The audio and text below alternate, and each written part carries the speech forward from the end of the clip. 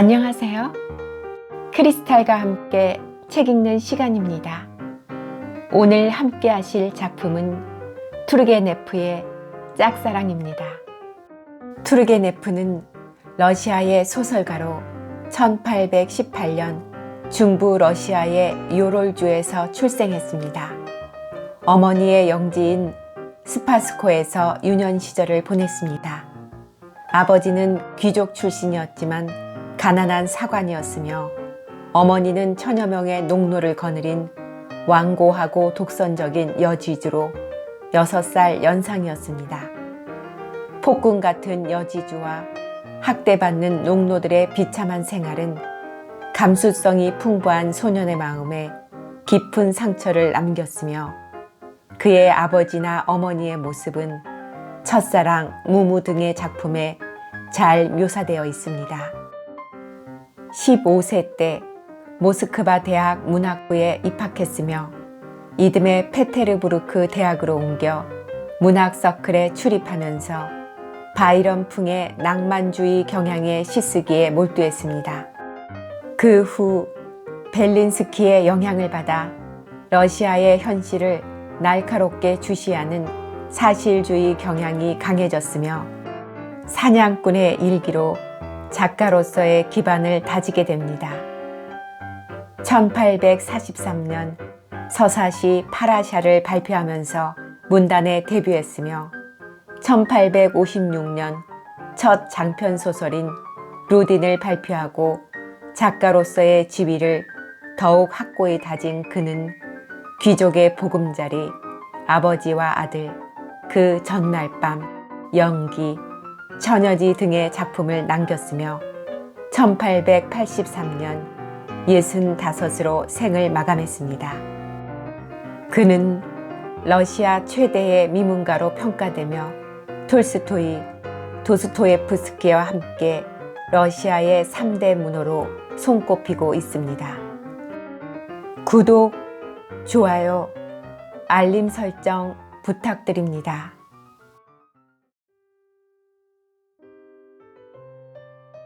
9. 아샤는 문간방까지 나와 우리를 맞았습니다. 나는 이번에도 간드러진 웃음소리를 들으리라고 생각했습니다만 눈을 내리깔고 우리들을 맞은 그녀의 얼굴은 완전히 창백하고 우울하게 그늘져 있었습니다. 이봐, 또 오셨어 하고 각인이 입을 열었습니다. 더구나 먼저 되돌아가자는 말을 꺼내셨단다. 아샤는 이상하다는 듯이 내 얼굴을 보았습니다. 나는 나대로 그녀에게 손을 내밀어 그 차디찬 손을 꼭 쥐었습니다. 나는 그녀가 매우 불쌍히 여겨졌던 것입니다. 전에는 그녀의 행동에 대해 여러모로 당황했으나 이번엔 어느 정도 이해가 갔습니다. 내면의 불안감, 딱딱한 태도, 새침해지고 싶은 심정 등 모든 이유가 확실해진 것입니다. 나는 그녀의 가슴 속을 들여다보았습니다. 그녀는 남모를 중압감에 줄곧 억눌려 있었고 자존심은 불안으로 뒤얽혀 몸부림치고 있었습니다만 그녀의 마음속 존재는 오로지 진리를 바라고 있었던 것입니다. 나는 비로소 왜 내가 이 기묘한 소녀에게 이끌렸는가를 알았습니다. 나는 그녀의 날씬한 몸매와 넘치는 반야성적인 매력에 이끌렸을 뿐만 아니라 그 정신이 마음에 들었던 것입니다. 각인이 자기 그림을 뒤적이기 시작했으므로 나는 아샤에게 자연스럽게 포도밭을 산책하지 않겠느냐고 물었습니다. 그러자 그녀는 이내 기분 좋게 마치 기다리고 있었던 것처럼 흔쾌히 승낙했습니다. 우리는 산허리까지 내려와서 널찍하고 펑퍼짐한 바위 위에 나란히 앉았습니다. 우리가 없어서 심심하지 않았나요? 아샤가 입을 열었습니다. 그럼 당신은 내가 없어서 심심했나요? 나의 물음에 아샤는 곁눈질로 흘낀 내 얼굴을 훔쳐보았습니다. 네. 그녀는 조용히 대답하고는 곧 계속해서 물었습니다. 산속은 좋았어요? 높은 산이었나요? 구름보다도 높은? 이야기해 주세요. 무얼 보셨어요? 오빠에겐 이야기해 주신 모양이던데. 나는 아무것도 듣지 못했어요. 하지만 당신은 내가 그 얘기를 할 때 당신 마음대로 돌아다니지 않았나요? 내가 그렇게 행동한 것은 왜냐하면 하지만 이번엔 난 아무데도 가지 않겠어요. 그녀는 마음이 놓인 듯이 상냥한 목소리로 덧붙였습니다. 사실 당신은 오늘 화를 내고 계셨으니까요. 제가요? 네, 그래요. 내가 왜 천만에... 왠지는 모르지만 당신은 화가 나 있었어요. 그리고 화가 난 채 돌아가 버렸던 거예요. 당신이 그렇게 가버렸기 때문에 나는 무척 걱정이 되었지만 이렇게 다시 돌아와 주셔서 너무 기뻐요. 나도 돌아온 걸 다행으로 여기고 있습니다. 나의 말에 아샤는 어린아이가 기분이 좋으면 흔히 그렇듯이 어깨를 약간 흔들었습니다. 정말 나는 남의 마음을 꿰뚫어 보는 데는 소질이 있는 것 같아요. 하고 그녀는 말을 이었습니다. 나는 옆방에서 들려오는 아버지의 기침 소리만 듣고서도 아버지가 나에 대해 어떻게 생각하고 계신지 이내 알아차렸죠. 그 이전까지 아샤는 한 번도 자기 아버지에 대해 이야기한 적이 없었습니다. 그래서 나는 적지 않게 놀랐습니다. 당신은 아버지를 사랑했나요? 나는 얼떨결에 말해버렸습니다만 갑자기 얼굴이 화끈해짐을 느끼자 몹시 부하가 날 지경이었습니다. 그녀는 아무 대답도 없이 얼굴을 붉혔습니다. 벼랑간 우리는 입을 다물고 말았습니다. 멀리 라인 강물 위를 기선 한 척이 연기를 뿜으며 달리고 있었습니다. 우리는 그걸 우두커니 바라보기 시작했습니다. 왜 이야기를 해주지 않으세요? 그녀가 낮게 속삭였습니다. 당신은 오늘 어째서 내 얼굴을 보자 느닷없이 웃었지요? 나는 그녀의 물음에는 대답하지 않고 물었습니다. 나도 모르겠어요. 울고 싶은데 어쩌다 보면 웃어버리는 수가 있는걸요. 그러니까 나의 행동을 보고 나를 비난하시면 안 돼요. 아참, 로렐라의 이야기를 좋아하시죠? 저기 보이는 게 그 바위겠지요. 처음엔 모든 사람을 물에 빠지게 했었는데 사람을 사랑하게 된 순간 이번엔 자신이 몸을 던졌다지요. 난 그 이야기를 무척 좋아해요. 프라우 루이제는 내게 여러 가지 이야기를 들려줘요. 루이제한테는 노란 눈에 검은 고양이가 있는데 아샤는 얘기하다 말고 머리를 들더니 머리카락을 쓸어 올렸습니다. 아, 기분이 너무 좋아요. 마침 그 순간 어디선가 한가롭고 단조로운 소리가 들려왔습니다. 수백 명이나 되는 사람들이 소리를 맞추어 일정한 간격을 두고 찬송가를 되풀이하는 것이었습니다. 순례자의 무리가 저 아래 있는 길로 십자가와 길을 받쳐들고 열을 지어 걸어가고 있었습니다. 차라리 저 사람들과 함께 갈 수 있다면. 아샤는 차츰 멀어져가는 노랫소리에 귀를 기울이면서 말했습니다. 그럼 당신은 기독교 신자였나요? 아니에요. 단지 어디론가 멀리 가버리고 싶다는 얘기예요. 참배도 좋고 고행이라도 좋으니. 그렇지 않으면 세월이 자꾸 흘러 인생은 허무하게 끝나버리고 대체 내가 무슨 일을 했을까 후회하고 말 거예요. 당신은 야심가로군요. 당신은 일생을 헛되이 보내고 싶지 않다. 사후에 흔적을 남기고 싶다. 이거로군요. 그게 불가능한 걸까요? 불가능하고 말고요. 하마터면 나는 그렇게 말을 할 뻔했습니다. 그러나 나는 그녀의 맑고 조용한 눈을 보자 차마 그렇게 말할 수 없었습니다. 해보는 거죠. 그녀는 잠시 말을 중단했습니다. 그러나 그렇게 침묵을 지키는 사이에 벌써 붉은 빛이 가셔버린 그녀의 얼굴엔 뭔지 모를 그림자가 휙 스쳐 지나갔습니다. 당신은 그 여자를 무척 좋아했다죠? 저 기억하시겠죠? 우리가 만난 지 이틀째 되던 날, 오빠가 그분의 건강을 위해 축배를 든 일이 있었죠. 나는 웃음을 터뜨렸습니다. 그건 오빠가 장난을 친 겁니다. 내 마음을 빼앗은 여자는 없었어요. 적어도 지금까지 마음에 드는 여인은 한 사람도 없었습니다. 당신은 여자의 어떤 면에 끌리죠? 아샤는 철없는 호기심에 사로잡힌 듯 머리를 뒤로 젖히고 물었습니다. 꽤나 이상한 질문인데요. 나의 말에 아샤는 약간 당황했습니다. 그런 질문을 하는 것이 아니었군요. 그렇죠. 미안해요. 난 뭐든지 생각난 대로 짓거리는 버릇이 있어요. 그래서 난 입을 여는 게 두려워요. 이야기해 주지요. 하지만 그 전에 할 말이 있는데 나를 너무 두려워할 건 없습니다. 나는 당신이 이제야 겨우 낯을 가리지 않게 된 것을 매우 기쁘게 여기고 있으니까요. 아샤는 눈을 천천히 감으면서 조용하고 맑은 소리로 웃어댔습니다.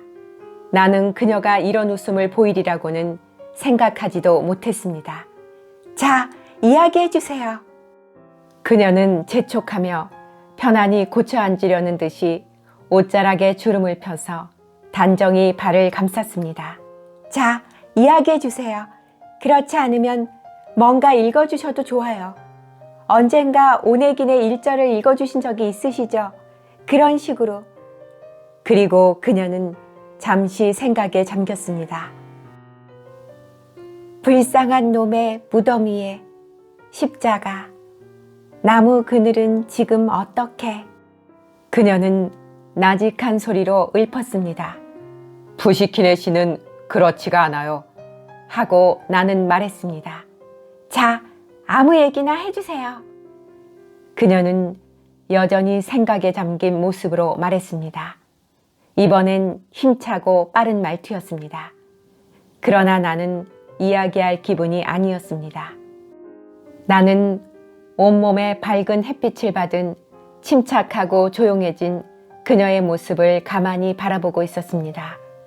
우리를 둘러싸고 있는 모든 것이, 눈 아래 있는 것도 머리 위에 있는 것도 하늘도 땅도 물도 기쁜 듯이 반짝이고 공기마저도 번쩍이고 있는 것처럼 생각되었습니다.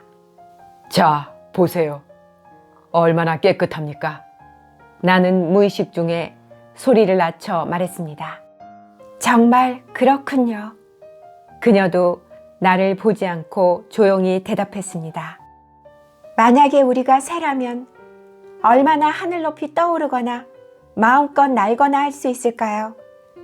끝없이 저 푸른 하늘 속으로 동화되고 싶을 정도로. 하지만 우리는 새가 아니니 하는 수 없군요.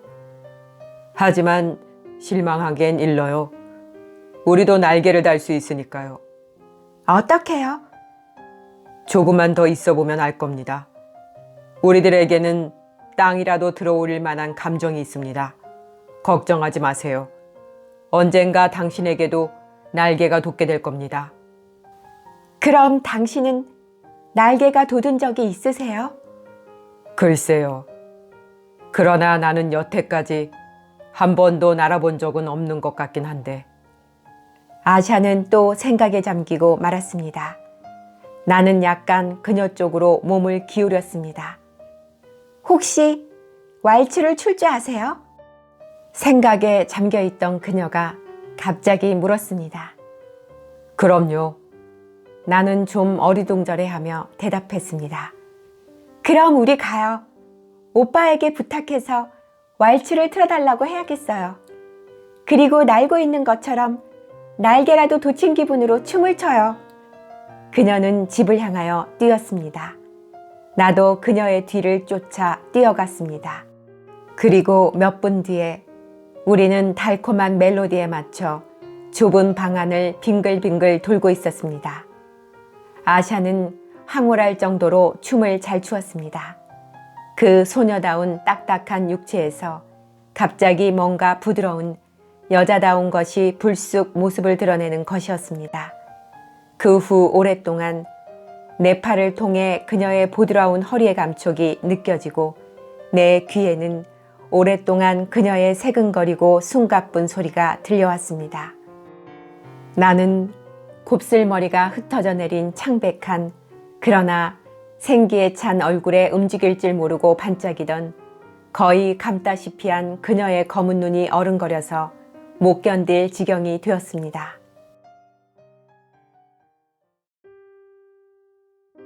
10. 그날은 하루 종일 더 이상 바랄 수 없을 정도로 즐겁게 지냈습니다. 우리들은 마치 아이들처럼 들떠 있었습니다. 아샤는 무척 사랑스럽고 순진했습니다.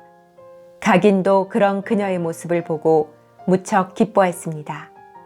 나는 늦은 저녁 시간이 돼서야 작별을 고했습니다. 라인강 중류쯤 왔을 때 나는 사공에게 배를 물결 따라 흐르도록 내버려 두라고 했습니다.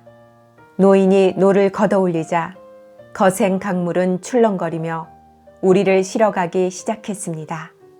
사방을 훑어보기도 하고 무슨 소리에 귀를 기울이기도 하며 추억의 실마리를 더듬어 보기도 하는 사이에 나는 문득 느꼈습니다. 눈을 들어 하늘을 우러러 보았지만 하늘도 불안할 뿐이었습니다. 별이 총총한 하늘은 그저 스멀스멀 깜빡이고 운행을 계속하며 몸을 떨 뿐이었습니다. 나는 강무리로 눈길을 돌렸습니다. 그러나 거기에도 그 침침하고 차가운 깊은 강물에도 역시 별빛이 흔들리며 떨고 있는 게 아니겠습니까? 어디를 보나 불안한 세상이 느껴지는 기분이 드는 것이었습니다. 그러자 가슴 속의 불안은 한층 더 심해질 따름이었습니다. 나는 배 모서리에 팔꿈치를 짚고 정면을 바라보았습니다. 귓전을 때리는 바람소리, 키를 씻는 물소리에 마음은 더욱 초조해지고 잔잔한 강물 소리마저도 내 기분을 달래주지는 못했습니다. 이윽고 언덕에서 알 수 없는 새가 울기 시작하자 그 음색의 달콤한 독이 내 마음을 한층 더 안타깝게 만들었습니다. 내 두 눈에서는 눈물이 뚝뚝 떨어졌습니다. 그러나 그것은 대상이 없는 기쁨의 눈물은 아니었습니다.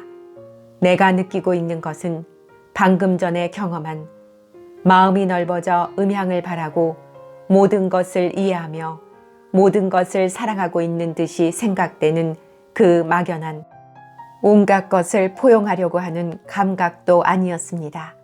그렇습니다. 내 가슴 속에 남아있던 행복에 대한 갈망이 욕구를 부채질했던 겁니다. 나는 아직 확실히 이거다라고 단정할 용기는 없었습니다만, 그러나 행복, 실증이 날 정도의 행복이야말로 내가 얻고 싶었던 것이었으며 갈망하던 것이었습니다. 한편 배는 그 사이에도 쉬지 않고 떠밀려가고 있었으며 늙은 사공은 노에 기댄 채 한가로에 앉아서 졸고 있었습니다. 11. 그 이튿날 각인의 집으로 가는 도중 나는 내가 아샤를 사랑하고 있는지 아닌지 나 자신에게 물어보지는 않았습니다. 그러나 그녀에 대하여 여러 가지로 생각하고 그녀의 운명이 마음에 걸림에도 불구하고 두 사람이 뜻하지 않게 가까워진 것을 기뻐했던 것입니다. 나는 어제 비로소 그녀에 대해 알게 된 듯한 기분이 들었습니다. 그 전까지 그녀는 내게 등을 돌리고 있었던 것이나 마찬가지였습니다. 그러나 이제 이렇게 드디어 내 눈앞에 그 전모를 드러내 보이니 그 모습은 참으로 매력적인 빛을 발하고 있었으며 또 내게는 그 모습이 매우 새롭게 느껴지면서 신비하고 매력적인 아름다움이 그 속에 비쳐 보였던 것입니다. 저 멀리 반짝이는 작은 집을 끊임없이 바라보면서 나는 눈에 익은 길을 기운차게 걸어갔습니다. 그러면서 앞으로의 일만이 아니라 내일의 일까지도 생각했습니다. 나는 모든 일이 마냥 즐겁기만 했던 것입니다. 내가 방으로 들어가니 아샤는 얼굴을 화끈 붉혔습니다. 나는 그녀가 몸치장을 하고 있다는 걸 알았습니다. 그런데 그 표정은 전혀 옷차림과 어울리지 않았습니다. 그녀는 슬픈 듯한 표정을 짓고 있었던 것입니다. 나는 이렇게 좋은 기분으로 찾아왔는데 그녀는 전과 마찬가지로 도망치려 했지만 자신을 억제하고 있었던 게 아닌가 하는 생각마저 들었습니다. 가기는 그때 마침 그들이 말하는 자연의 꼬리를 용케 포착할 수가 있었다고 생각될 때 마치 무슨 발작처럼 갑자기 딜레탕트 패거리들이 붙잡는 예술의 몰입과 흥분한 상태 속에 있었습니다. 그는 머리를 수세미같이 엉망으로 만들고 온몸은 물감토성이가 되어 쭉 펴놓은 캔버스 앞에 서서 멋대로 붓을 휘두르고 있었습니다. 과장되어 보일 정도로 내게 고개를 끄덕여 보이더니 한 발짝 물러서서 눈을 작게 뜨고는 이내 그림에 집중해 버렸습니다. 나는 그에게 방해가 되지 않도록 살며시 아샤 곁에 앉았습니다. 그녀의 까만 눈이 서서히 나에게로 향했습니다. 당신, 오늘은 어제와 다르군요. 그녀의 입술에 미소를 띠게 하려고 애쓴 것이 헛수고에 그쳤으므로 나는 이렇게 말했습니다.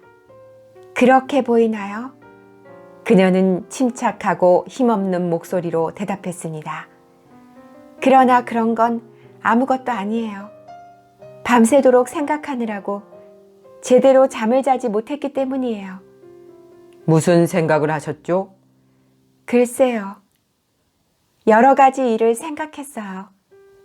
어릴 적부터 내겐 그런 버릇이 있어요. 어머니와 함께 살고 있었을 때부터. 그녀는 잠시 머뭇거리더니 이윽고 다시 입을 열었습니다. 어머니와 함께 살고 있을 무렵 나는 곧잘 이런 생각을 하고는 했어요. 나는 앞으로 어떻게 될 것인가? 아무도 그걸 알 수 없는 건 대체 무슨 까닭일까?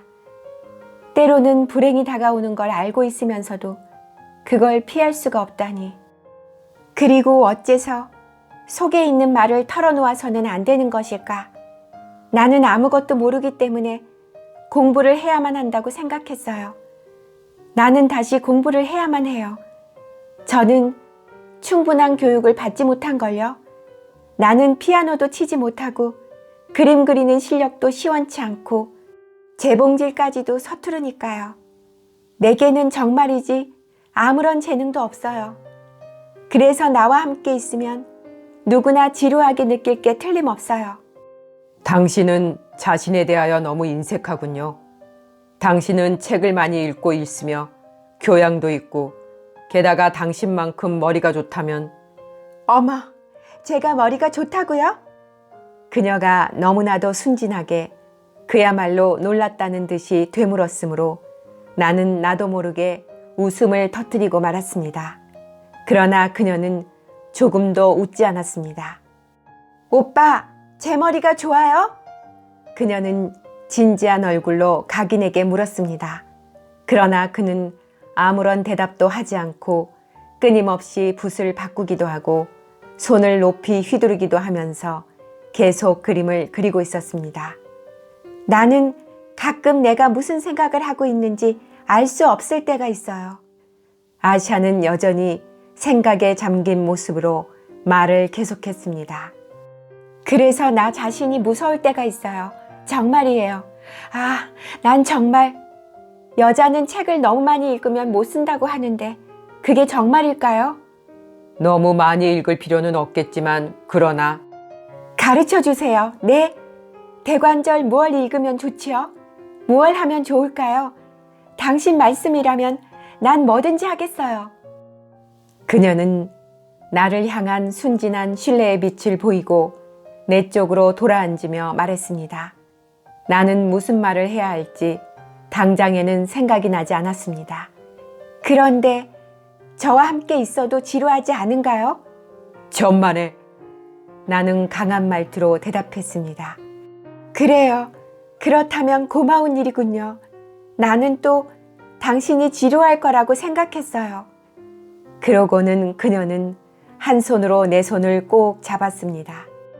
앤씨, 그 순간 각인이 외쳤습니다. 이 배경은 너무 어둡지 않을까요? 나는 각인 쪽으로 갔습니다. 아샤는 일어나더니 밖으로 나가버렸습니다. 12. 그녀는 1시간쯤 후에 돌아왔는데 문 앞에 멈춰서더니 손짓으로 나를 불렀습니다. 만일 내가 죽으면 나를 위해 울어줄 건가요? 오늘은 이상한 말만 하시는군요. 하고 나는 외쳤습니다. 얼마 살지 못할 것 같은 생각이 들어요. 가끔 주위의 것들이 모두 내게 작별을 구하는 것 같은 기분이 드는 때가 있어요. 계속 이런 식으로 살 거라면 차라리 죽는 편이 나아요. 싫어요. 그런 눈으로 내 얼굴을 보지 마세요. 난 지금 쓸데없는 말을 하고 있는 게 아니에요. 그렇지 않으면 또 당신을 두려워하게 되고 말 거예요. 그럼 나를 두려워했던 적이 있었군요. 내가 몹시 이상한 여자라고 할지라도 그건 정말 내 탓이 아니에요. 보세요. 나는 벌써 웃지도 못하고 있잖아요. 그녀는 해가 질 때까지 그대로 슬픈 듯 걱정스러운 모습을 하고 있었습니다. 나로선 알 수 없는 그 무엇인가가 그녀의 마음속에 자리 잡고 있는 게 틀림없었습니다. 그녀의 시선은 이따금 나에게 멈췄습니다. 그 수수께끼 같은 시선이 나를 쏘아볼 때마다 내 가슴은 오그라드는 것 같았습니다. 그녀는 겉으로는 침착한 듯이 보였지만 그러나 나는 그녀의 모습을 보고 있노라면 제발 침착하라고 외치고 싶어 못 견딜 지경이었습니다. 나는 그녀의 창백한 얼굴이며 민첩하지 못한 느린 동작에서 가슴이 찌르르한 어떤 아름다움을 발견했습니다만 그녀 쪽에서는 왜 그런지 내가 기분이 좋지 않은 걸로 오해하고 있는 것 같았습니다. 내가 그곳을 나오기 직전 그녀가 말했습니다. 나는 어쩐지 당신이 나를 경솔한 여자라고 여기시는 것 같아서 마음이 꺼림칙해 죽겠어요. 앞으로는 제발 제가 하는 말을 모두 믿어주세요. 그 대신 당신도 내게 뭐든지 다 솔직하게 말씀해 주세요. 난 앞으로 언제든지 당신과 상의하고 싶은 건 모두 말씀드릴 테니 약속하겠어요. 이 약속이란 말이 나를 웃음 짓게 만들었습니다. 웃으시면 안 돼요. 그렇지 않으면 어제 당신이 말씀하신 왜 웃는 거요? 라는 말을 오늘은 제가 하게 될 거예요. 그러더니 그녀는 잠자코 있다가 다시 덧붙였습니다. 당신은 어제 날개 얘기를 하셨죠? 그 날개가 내게도 생긴 거예요. 그런데 안타깝게도 아무데도 날아갈 곳이 없어요. 천만에. 당신 앞에는 모든 길이 열려 있지 않습니까? 아샤는 내 눈을 똑바로 바라보았습니다. 오늘 당신은 나에 대하여 불쾌하게 여기고 계시는군요. 그녀는 눈썹을 찡그리며 말했습니다. 내가 불쾌하게? 당신에 대해서? 어떻게 된 거야? 몹시 침울하군 그래. 그때 각인이 내 말을 가로챘습니다. 분위기가 좋지 않으면 또 어제처럼 왈츠라도 출까? 싫어요. 아샤는 대답하고 주먹을 꽉 쥐었습니다. 오늘은 무슨 일이 있어도 싫어요. 하기 싫은 걸 하라는 건 아니야. 걱정하지 않아도 좋아. 무슨 일이 있어도 하기 싫어요. 그녀는 얼굴이 창백해지면서 되풀이했습니다. 그날 밤 나는 어두운 물결이 화살처럼 흐르고 있는 라인강으로 걸음을 재촉하면서 그녀는 정말로 나를 사랑하고 있는 것일까? 라는 생각을 했습니다. 13. 그녀는 정말로 나를 사랑하고 있는 것일까? 하고 나는 다음 날 눈을 뜨기가 무섭게 다시 생각했습니다. 그러나 나는 자신의 마음속을 들여다보려고는 하지 않았습니다. 나는 그녀의 모습, 부자연스럽게 웃는 소녀의 모습이 내 마음속에 스며들어 그 모습에서 쉽사리 빠져나올 도리가 없다고 느끼고 있었던 것입니다. 그날 나는 엘시에 가서 하루 종일 머물러 있었습니다만 아샤의 얼굴은 잠깐밖에 볼 수가 없었습니다. 그녀는 기분이 좋지 않았고 머리가 아프다고 했습니다. 그녀는 머리를 싸매고 창백한 얼굴로 거의 눈을 감은 채 아래층으로 내려왔습니다만 힘없이 미소를 짓더니 곧 나을 거예요. 아무것도 아니에요. 무슨 일이든 지나가게 마련인걸요. 그렇지 않아요? 하고는 곧 가버렸습니다. 나는 뭔가 허전하고 서글픈 얼이 빠진 듯한 기분이 들었습니다. 그렇다고는 하나 역시 오랫동안 떠날 기분이 나지 않았고 그 뒤로는 그녀의 얼굴을 보지 못한 채 밤늦게 숙소로 돌아왔습니다. 그 이튿날도 마치 꿈속에서처럼 하루를 보냈습니다. 일을 시작하려고 했습니다만 그럴 수가 없었습니다. 그래서 이번엔 아무것도 하지 않으리라, 아무것도 생각하지 않으리라고 다짐했습니다.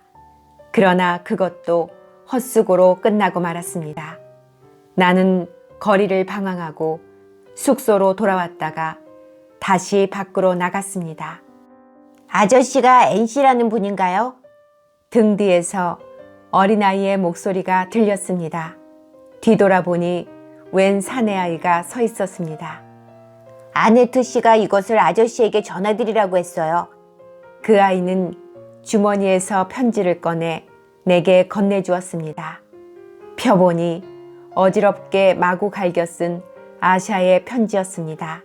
편지에는 꼭 뵙고 싶은 일이 있습니다. 오늘 4시에 성터 근처에 있는 석조 예배당으로 나와 주십시오. 나는 오늘 엉뚱하게 경솔한 짓을 저지르고 말았습니다. 부탁입니다. 꼭 나와 주십시오. 저를 만나시면 모든 걸 아시게 됩니다.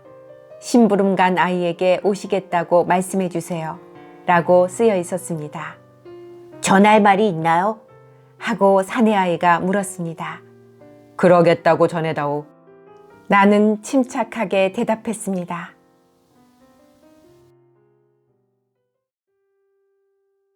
14. 나는 내 방으로 돌아오자마자 깊은 생각에 빠지고 말았습니다. 내 가슴은 매우 두근거리고 있었습니다. 몇 번인지 셀 수 없을 만큼 거듭 아샤의 편지를 읽었습니다. 나는 시계를 보았습니다. 그러나 아직 12시도 채 안 된 시각이었습니다. 그때 갑자기 방문이 획 열리더니 매우 침통한 얼굴을 한 각인이 불쑥 들어왔습니다. 그는 내 손을 붙들더니 꼭 쥐었습니다. 그의 손은 심하게 떨리고 있었습니다. 아니, 뭐가 어떻게 된 겁니까, 대체? 하고 나는 물었습니다. 그저께였던가요?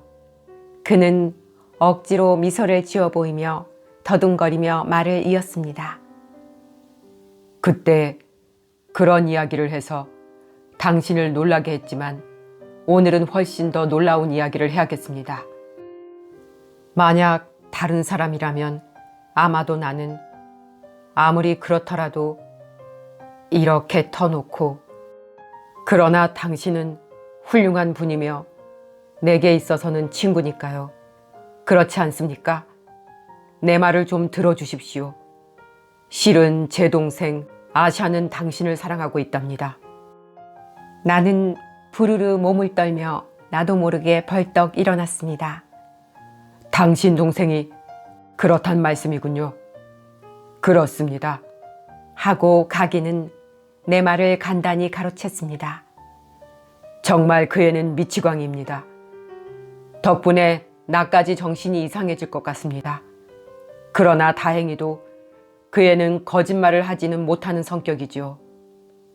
무슨 일이든지 숨기지 못하고 내게 털어놓으니까요. 정말 그 애는 무슨 성질이 그런지 그러다 자신을 망치는 일을 저지르고 말 것입니다. 틀림없이. 혹시 그건 오해가 아닐까요? 아니, 절대로 그렇지 않습니다. 어제는 아시는 바와 같이 하루 종일 누운 채 아무것도 먹지 않았는데 그러면서도 아무데도 아프다는 소리는 없었습니다. 게다가 그 애는 결코 싫은 소리를 하는 성미가 아니니까요. 그래서 저녁 때 열이 좀 났습니다만 나는 대수롭지 않게 생각하고 마음에 두지 않았습니다. 그런데 오늘 새벽 2시쯤 숙소의 안주인이 잠을 깨웠습니다. 동생 방에서 신음소리가 난다는 것이었습니다.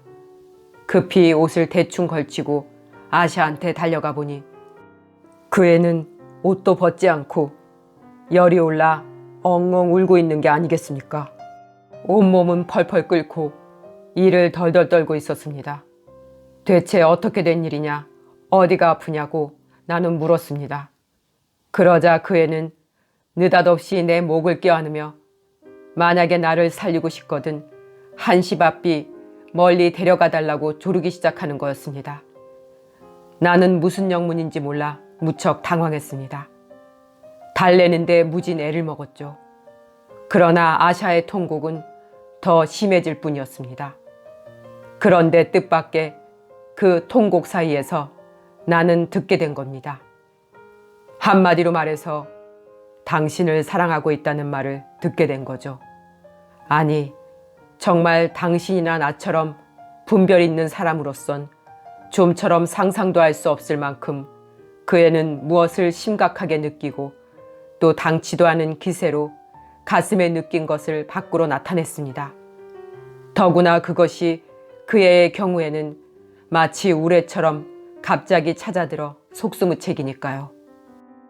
가기는 잠시 숨을 돌리고는 말을 이었습니다.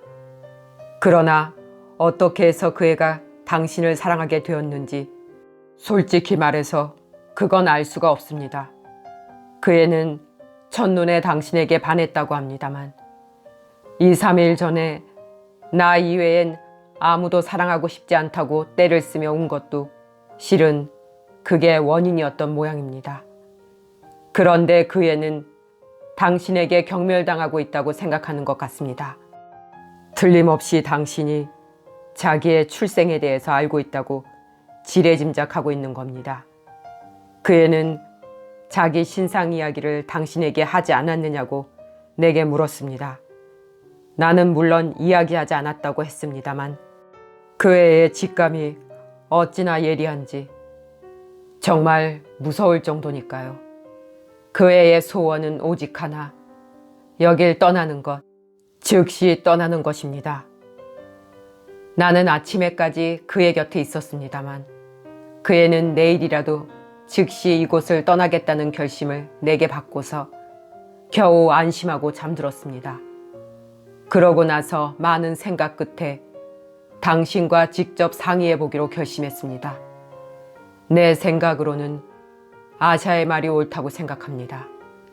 가장 좋은 것은 아샤가 나와 이곳을 떠나는 것입니다. 그래서 오늘이라도 즉시 그 애를 데리고 떠나려고 생각했습니다만 문득 이상한 생각이 떠올랐기 때문에 주저앉은 것입니다. 어쩌면 어떨는지 알 수 없는 노릇이지만 당신도 아샤가 마음에 들었을지도 모르는 일이며 만일 그렇다면 구태여 그 애를 데리고 떠날 것까지는 없지 않을까 하는 생각에 염치를 무릅쓰고 이렇게 찾아왔습니다. 게다가 내게는 마음에 집히는 것이 전혀 없지도 않았기 때문에 그래서 당신에게 한번 물어보려고. 불쌍한 가기는 당황한 모습이었습니다. 제발 용서해 주십시오. 아무튼 나는 이런 소동에 익숙하지가 못해서. 나는 그의 손목을 잡았습니다. 그러니까 당신은 나는 단도직입적으로 말했습니다. 내가 아샤를 좋아하는지 어떤지 그걸 알고 싶다는 거죠. 그거라면 나도 물론 아샤를 좋아합니다. 가기는 흘낏 내 얼굴을 보더니 더듬거리며 말했습니다. 그러나 당신은 그 애와 결혼하실 생각은 없으시겠지요? 아무리 그렇더라도 그런 질문에 지금 당장 대답하라는 건 아니겠죠? 바꾸어 생각해 보십시오. 당신이라면 지금 당장 그런 결정을 내릴 수가 있겠는가? 알고 있습니다. 알고 있다마다요. 당신에게 대답을 요구할 권리가 내게는 조금도 없습니다. 그리고 그런 질문을 하다니 무례한 행동이죠. 그러나 대관절 어떻게 하면 좋겠습니까? 불을 상대로 농담을 할 수는 없습니다.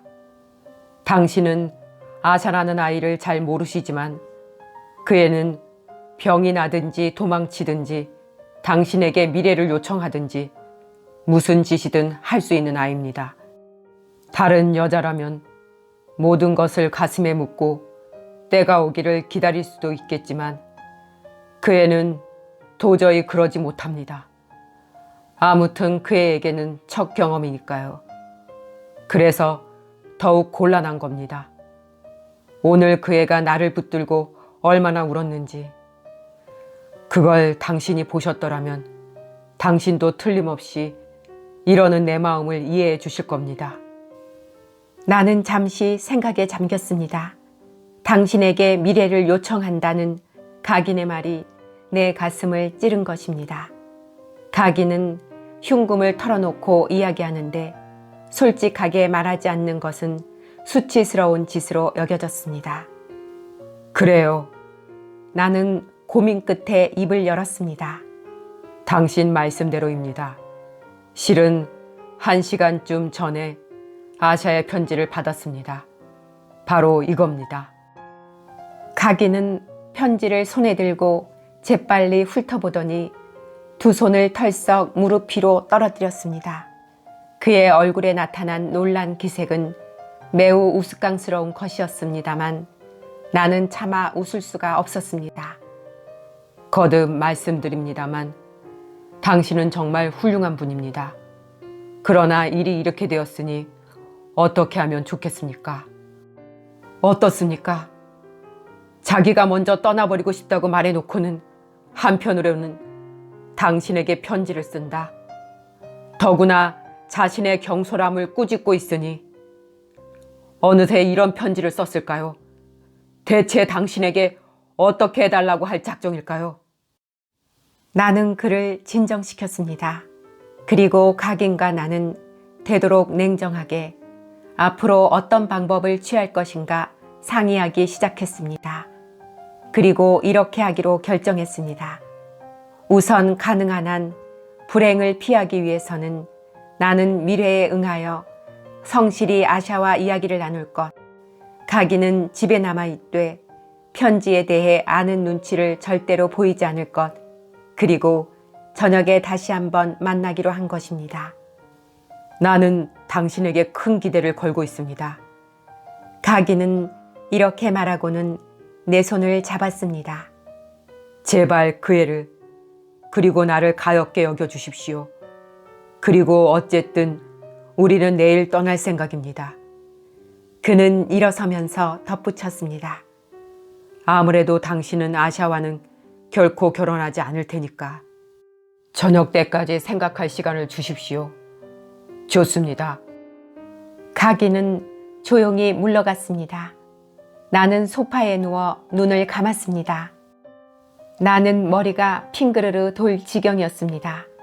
여러 가지 감흥이 한꺼번에 왈칵 솟아났기 때문입니다. 나는 가긴의 솔직 담백한 태도가 밉살스럽게 여겨지는 한편 아샤에게도 화가 치밀었습니다. 그녀의 사랑은 나를 기쁘게도 했지만 또 몹시 당황스럽게도 만들었습니다. 나는 대체 그 무엇이 그녀로 하여금 모든 걸 오빠에게 털어놓도록 만들었는지 전혀 종잡을 수가 없었습니다. 그와 함께 거의 순간적으로 마음의 결정을 내려야만 한다는 사실이 나를 괴롭혔습니다. 특이한 성격의 17살 난 소녀와 결혼을 하다니 말도 안 되는 일이다. 나는 일어나면서 중얼거렸습니다.